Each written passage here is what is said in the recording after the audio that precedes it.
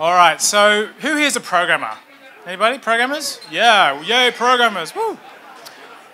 Our next presenter is a programmer, and his vision is that those of you who didn't raise your hands, he'd like to teach you how to code. So our next presenter would like to teach the world to code. Please put your hands together for Pete Argent. Thanks, everyone. Thank you. Well, it's good to see so many programmers here already. So my goal tonight is to inspire more of you to learn to code, or at least reduce the fear people have about coding and show that it's not that hard. Anyone can do it. So the mission, if you choose to accept it, is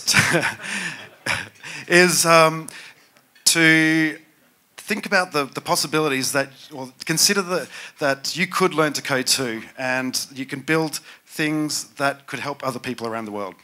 So I'm a bit of an idealist, also a bit of a Star Trek fan, and woohoo!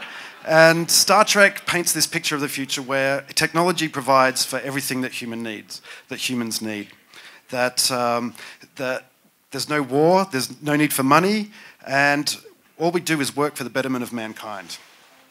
So we've already got this technological revolution happening now. I've got a computer in my pocket that is more powerful than the one I had on my desk a couple of years ago. But these things are great, but it's not the hardware that's doing it. It's the software that makes it so great, that makes it useful, that makes the difference in the world. So one day, all of a sudden, I realized I could actually build stuff now after teaching myself for so long. And it opened up a whole new world of possibilities for me. So all those ideas that I would get day by day, I could think, well, I could actually build that now. And it gives you a sense of joy. And at uni, I did a couple of programming subjects, and I got a glimpse into that joy, but uni really didn't teach me what I needed to know to be able to build stuff. And nowadays, there's 11-year-olds with apps on the App Store, so it shows that you don't really need to go to uni to build apps. And if an 11-year-old can do it, any of us can do it. And if a baby can do it. Sure, there's challenges when you try to learn coding. There's hurdles, there's walls that you face.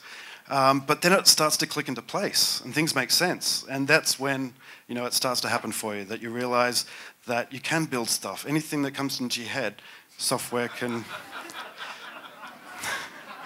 So yeah, you can be proud that you're a part of a community that can build apps that improve the lives of humans around the world, even if that's just to make them laugh. But it's like a superpower too. You can talk to computers in a way so they will do your bidding. You can reach out across the world with the internet and make a difference and improve people's lives and circumstances.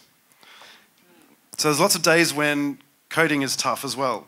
You have errors and bugs, and it can take a really long time sometimes to figure this stuff out. But the longer it takes, and the more times you want to throw your computer out the window, the better it actually feels. You feel joy when you actually finally get there and solve the problem. And also that feeling when you've got analytics these days, you can see when people in Shanghai or Beijing or Brazil are looking at your website and using it and logging in and communicating with each other. And that gives you a real good buzz as well. So this new perspective that you have once you can code is you realize that all the problems in the world that we have, they could probably be solved by code and software. Even though I personally couldn't solve them all, there's people out there with the knowledge, with their domain knowledge, plus the ability to code, that'd be able to do something about it. One of my students actually works at St Vincent's Hospital, and he's already building apps that helps him and his colleagues in their work. So it makes him very popular, and it's just quick and easy stuff that he's getting out there that's helping them. So people in all walks of life and all communities and careers could build apps that help them in their work and life. If only, we just need more people, working on code, learning to code and building stuff. So the challenge to you is to think about the possibility of learning to code and making the apps and the ideas that you have into reality. Because that's the way I think, well, in my opinion, we're going to get to that technological future that Star Trek has envisioned for us. You could be the next Mark Zuckerberg making software that helps people connect and share their baby photos. Or you could be making the next iFart app that's new and improved. So the future's now, even this picture, you know, they've got an iPad, they've got Skype. I mean, that's old school now.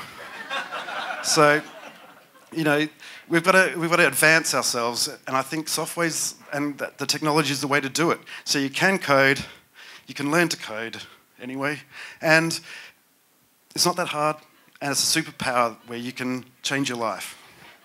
Thank you very much.